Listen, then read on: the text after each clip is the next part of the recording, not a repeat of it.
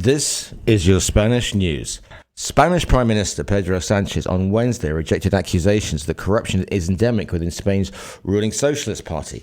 His government faces mounting pressure following the imprisonment of a former close ally in a case that has intensified scrutiny in the administration.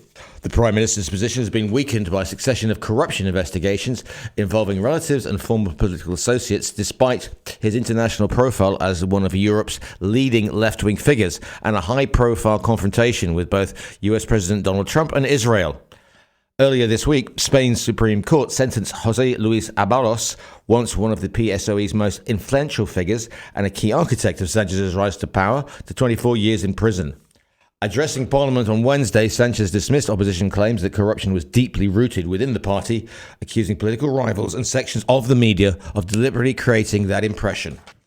Brazil's federal police have detained a Spanish citizen in Sao Paulo's international airport for racism, in the latest of a series of high-profile arrests of foreign tourists on similar grounds.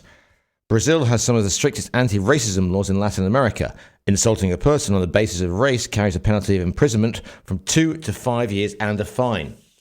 The crew of a flight arriving from the city of Sao Luis called police, who arrested the Spanish national as she disembarked after she allegedly made racially abusive remarks directed at the workers who unload the aircraft's baggage, police said in a statement.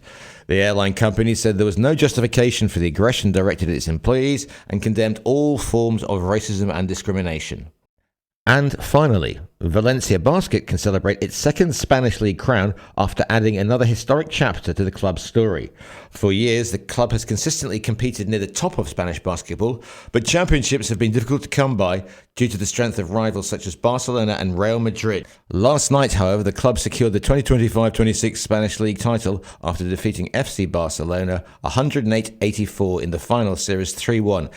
Claiming only the second Liga ACB championship in franchise history. And that's your Spanish news.